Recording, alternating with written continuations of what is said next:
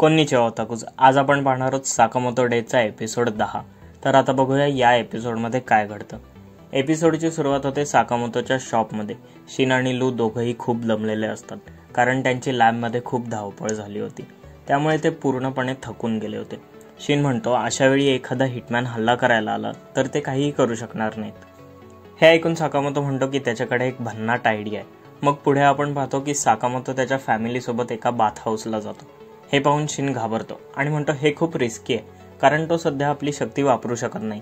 यावर साकामोतो समजावतो की लिजेंडरी हिटमॅनचं काम असतं नीट आराम करणे, त्यामुळे तो नेहमीच स्किल्ड आणि फास्ट राहील. तर तुला आधी विश्रांती घ्यावी लागेल. हे ऐकून शिन म्हणतो की आजचं मिशन रिकवर होण्याचं आहे. तर बाथ हाऊसमध्ये गेल्यावर शिन सांगतो की तो याआधीच कधी बाथ हाऊसला गेला नाही. हे ऐकून सगळे आश्चर्यचकित होतात. मग इकडे आपल्याला युतारो नावाचा एक माणूस दाखवला जातो. तो त्या बाथ हाऊसमध्ये काम करत असतो, पण तो आपल्या लाईफमध्ये फारसा आनंदी नसतो, कारण त्याला संपूर्ण आठवडाभर बाथ हाऊस चालवावं लागतं. पण साकामोतो इतक्यात बाथ हाऊसमध्ये येतो आणि युतारोला त्याला पाहून शॉक बसतो. तो विचार करतो की मी या माणसाला कुठेतरी पाहिलंय.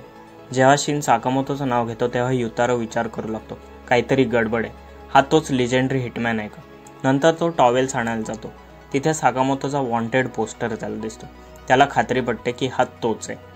त्याला कळतं की त्याच्यासमोर ही सर्वात मोठी संधी चालून आलेली आहे. साकामोतो आणि त्याची फॅमिली बाथ हाऊसमध्ये जाताना युतारो त्यांना गपचूप फॉलो करतो, कारण काहीही होऊ दे, त्याला साकामोतोला संपवायचं असतं. जेव्हा साकामोतो आंघोळ करत असतो तेव्हा युतारो विचार करतो की हा पूर्णपणे असुरक्षित आहे. हाच माझा गोल्डन चान्स आहे. युतारो बाथ हाऊसचे ट्रॅप वापरण्याचा प्लॅन करतो. ते जेट बाथमध्ये जातात. ते तिथे एन्जॉय करत असतात. इतक्यात शिन एक बटन दाबतो आणि तेव्हाच युतारो पाण्याचं प्रेशर वाढवतो आणि त्यामुळे शिन थेट हवेत उडतो आणि भिंतीवर जाऊन आदळतो. युतारो खुश होतो आणि म्हणतो साकामोतो संपला. पण तेव्हाच तो पाहतो की साकामोतो पाण्याचं प्रेशर एन्जॉय करत असतो. मग ते सॉना बाथमध्ये जातात आणि युतारो तिथले टेम्परेचर वाढवतो. तिथे भट्टीसारखं वातावरण होतं, पण तरीही साकामोतोला काहीही फरक पडत नाही. पण शिन विचार जबरदस्ती सहन करत असतो. युतारो वैतागतो. त्याला अजून एक आयडिया सुचते. तो कोल्ड बाथचं पाणी पूर्ण फ्रीज करतो, पण शिन बर्फाने अकडून जातो. पण साकामोतो मस्त एन्जॉय करत असतो. नंतर ते वॉटरफॉल बाथमध्ये जातात. युता पाण्याचा फोर्स वाढवतो, पण साकामोतो त्यातही रिलॅक्स करत असतो. आता युतारो पूर्णपणे निराश होतो. बाहेर येऊन साकामोतो आईस्क्रीम खातो, पण युतारो मात्र मनाशीच म्हणतो हे अशक्य आहे.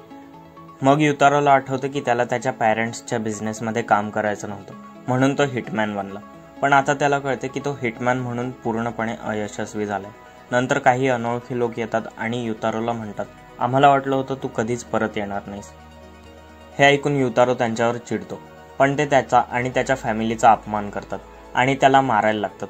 त्याचवेळी साकामोतो टेबल टेनिस खेळत असतो. तो एकदम बॉल फेकतो आणि तो त्या गुंडांच्या तोंडावर लागतो. तो जागेवरच नॉकआउट होतो. दुसऱ्या गुंडाला वाटतं की युतारोनेच काहीतरी केलंय, त्यामुळे तो युतारोवर हल्ला करतो. पण साकामोतो आईस्क्रीमची स्टिक फेकतो आणि ती थेट त्याच्या शर्टाला अडकून तो वेंडिंग मशीनवर जाऊन आदळतो आणि नॉकआउट होतो. हे पाहून युतारो विचारतो, तुला सुरुवातीपासूनच माझ्याबद्दल माहिती होतं? साकामोतो त्याला सांगतो, तुझे बाथ हाऊसचे फीचर्स खूप भारी आहेत, आणि तो आपल्या फॅमिलीसोबत निघून जातो. मग युतारो त्याच्या वडिलांना फोन करून सांगतो की तो बाथ हाऊस चालवणार आहे आणि म्हणतो मला हिटमॅनचे काम जमणार नाही. दुसऱ्या दिवशी शिन अजूनच थकला होता, कारण बाथ हाऊसमध्ये तो चांगलाच हाणला गेला होता. दुसरीकडे आपल्याला काही लोक दिसतात. ते चायनाहून लूला आणायला आलेले असतात. आणि इकडे लू, शिन आणि साकामोतो हॉटेलमध्ये लंच करत असतात. लू म्हणते की ती पहिल्यांदाच बाहेरचं चायनीज खाते, कारण ती आधी फॅमिली शेफने बनवलेलं खायची.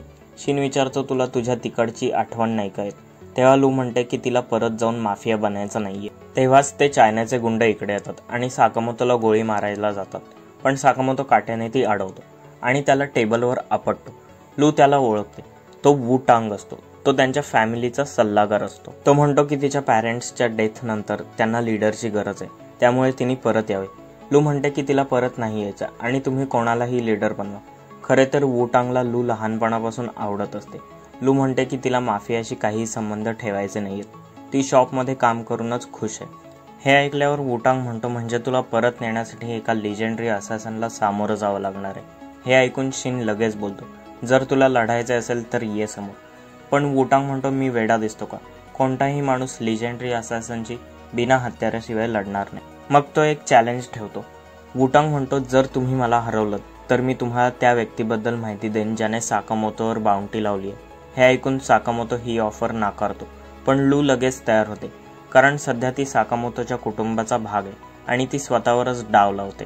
त्यानंतर दाखवलं जातं की ते एका अनोळखी गल्लीमध्ये पोहोचतात आणि एका बेसमेंटमध्ये एंटर होतात. वुटांग त्यांना कपडे बदलायला सांगतो, कारण त्यांच्या सध्याच्या कपड्यांमध्ये तिथे जाता येणार नाही. ते तिघं मस्त सूट बूट घालून तयार होतात. कपडे बदलल्यानंतर ते त्या ठिकाणी पोहोचतात. तो एक अंडरग्राऊंड कसिनो असतो. हे पाहून ते आश्चर्यचकित होतात, कारण येथे शारीरिक ताकद नाही तर बुद्धी महत्त्वाची आहे.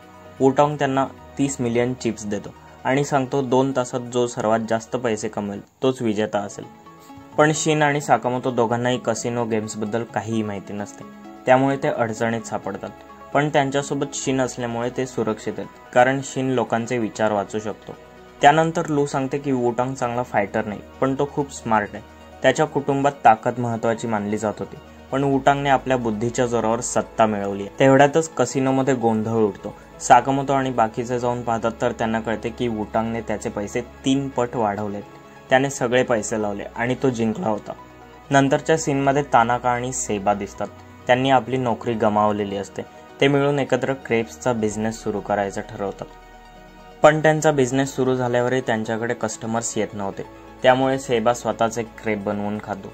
त्याचवेळी साकामोतोच्या फॅमिलीची पण एंट्री होते आणि हे पाहून सेबा एकदम अदृश्य होतो. दुसरीकडे तानाका आपले तोंड बॅटरमध्ये घालतो आणि इथेच हा एपिसोड संपतो. पूर्ण व्हिडिओ बघितला असेल तर आरिगातो. लाईक आणि सबस्क्राईब जरूर करा.